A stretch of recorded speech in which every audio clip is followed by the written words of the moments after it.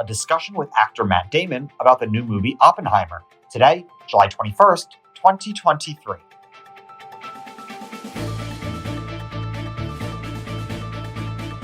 Good morning, Early Birds. I'm Jonathan Lerfeld, and this is the Early Bird Brief, produced by Defense News and Military Times.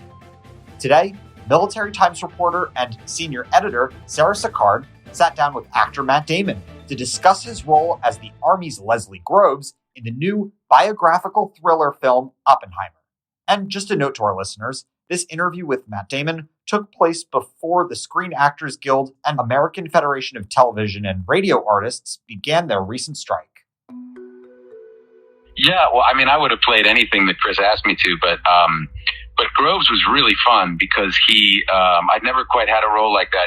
The more I read about him, the more, nobody liked him, which was really fun, and he didn't care at all. He was just completely focused on what he was doing, and that kind of set up, he's got some good moments of levity in the film because of that. But I think, Oppenheimer might have been the only person, they had this what feels like was a genuine friendship. And I think they both appreciated in each other. They helped each other fulfill each other's ambitions, and each couldn't have done it without the other. And I think there was a lot of genuine affection there. But the other scientists absolutely despised him. And I just love that idea of that kind of constant tension between the military and the science community because the military is just completely obsessed with compartmentalization and secrecy. And, as they should be, obviously there were people trying to steal those secrets and people, and it was talking about like an existential threat to humankind. But the scientists are all about kind of keeping things open and learning from one another. And so they were philosophically totally opposed. And that led to this kind of natural tension between Groves and everybody else. Yeah, and this obviously isn't your first war movie or military role. What do you think the sort of importance of telling these types of stories and reflecting on these conflicts, maybe with the clear eyes and the perspective of time and reflection, sort of gives us the ability to do with storytelling? Well, what's funny is talking about the movie with Chris, because we're the same age, and so we both were Cold War kids, and as adolescents and teenagers, like this. We were convinced that there would be a nuclear war in our lifetime. And we were very much children of that era, that it was kind of at the forefront of our thinking most of the time and during our formative years. And those fears kind of receded as the Cold War ended, but the threat didn't go anywhere. Like this sword of Damocles is still kind of looming over all of us. And so it's odd that our minds played this trick to kind of insulate us from, I think, is what is too big a concept to dwell on, because you just wouldn't be able to live your life. And I think that's one of the reasons he wanted to make it. And another being this incredible piece of information, which is in the movie, which is that they didn't know that the chances were completely zero, that they wouldn't detonate the entire atmosphere and exterminate humankind, which is completely insane when you think that they went ahead and they pushed the button anyway. Right. And I have to say, my sort of personal reaction to the film was similar to the kind of existential dread that I, feel when I watch a horror movie and I know that the main character is doomed, right? Is that sort of the intended tone? And, what do you think the message, is that, people seeing this movie are going to sort of take away from it? I'm with you. I was terrified when I got to the last line of the script and then seeing it in the film. I mean, I'm kind of filled with dread.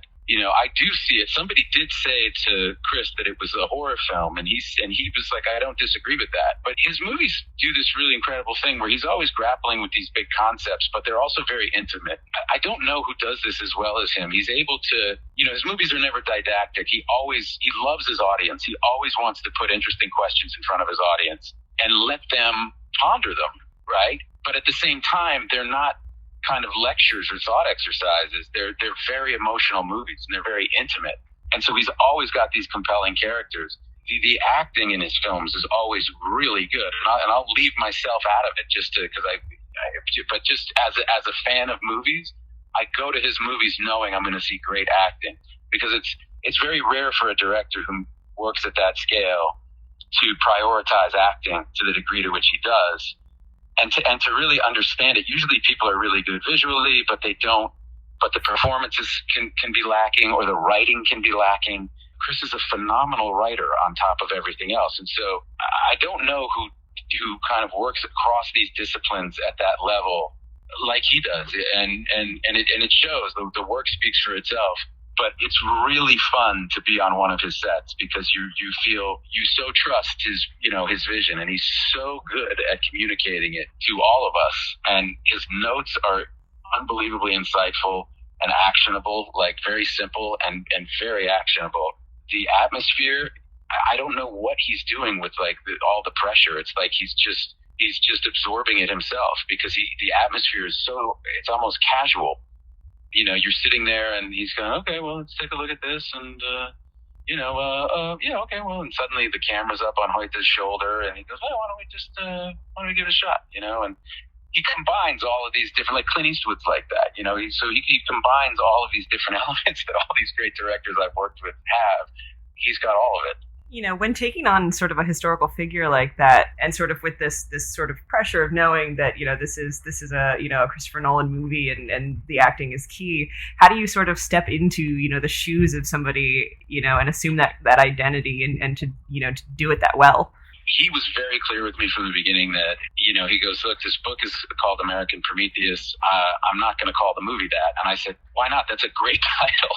And he said, no, I'm calling it Oppenheimer because if this movie is going to work, we have to go through, it's got to be a subjective view through this man's mind and through his experience and through his life. And I read the script and he'd written it entirely in the first person, which I'd never ever even thought of doing or heard of anybody doing, which was really interesting. And the effect was this really, it was similar to the effect of watching the movie. It's a very visceral experience. Like rather than say, Oppenheimer walks across the room. It says, I walk across the room. There's this kind of immediacy and visceral quality to it.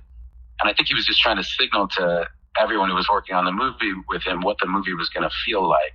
But what he was said to me really clearly was, this entire thing, I'm putting this entire thing on Gillian's back. And I need you and a cast that is in full support of that. That's what we're doing here. And that's really what the movie is. And it works because of Cillian's performance. It works I watched the two of them, and it really is the two of them together who created this role. When a movie's so kind of being carried by one character, when one character is the complete fulcrum of something, like you're completely living inside this person, all of the stillness, the quiet moments, these close-ups in IMAX, that he's holding, that's a director and an actor working perfectly together. It's a lot of preparation and thought, and then just really two people at the absolute top of their games. I just think it's one of the great screen performances I've ever seen. Getting to sort of be a part of that, and this is, my last question, but, the relationship between Groves and Oppenheimer seems quite cold, but one that is based on a clear amount of mutual respect and a need to sort of get this project done. They're in a race. How did you guys really, make that work and to sort of create that on-screen effect of everything running through Oppenheimer's mind, but also, having these huge characters play off of him? I think a lot of us in the supporting cast are there to kind of tease out different aspects of Oppenheimer's character, right? Because he was this incredibly fascinating and mercurial man. And, everyone has very strong recollections about him, and yet he was an enigma to everyone. And so, I think the script did such a good job of that, of kind of teasing out these different aspects, and I think their relationship, in my case, was really based on that mutual ambition and the fact that they knew that they were from these different sides of the problem, of attacking the problem, but they needed each other, and they were both very ambitious men, and they knew that about each other as well. And so it was a complicated relationship, but it was, as you say, like definitely based on an abiding respect.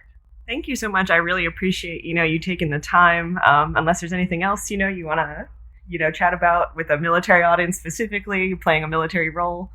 No, I think they'll enjoy particularly the frustration with which Groves, what he lived with as a military person. He suddenly finds himself in charge of a bunch of civilians who don't really recognize the chain of command, and so that was kind of.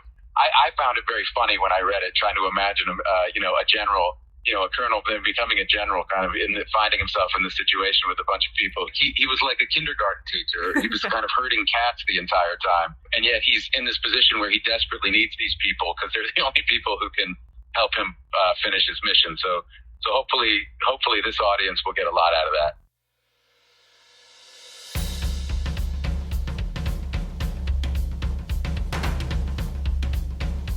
That's it for us this morning. To get more of the top stories and breaking news, go to defensenews.com/EBB to subscribe to the Early Bird Brief newsletter. Please give us a like, rating, and a comment wherever you get your podcasts. And be sure to follow us on social media @defense_news and @Military Times. The Early Bird Brief is hosted by me, Jonathan Lehrfeld, and produced by Simone Z. Perez. If you liked our conversation today, be sure to check out Sarah's work at militarytimes.com. Also, please rate us and leave a comment on whatever platform you use. Our editor-in-chief is Mike Gruss. Have a great day.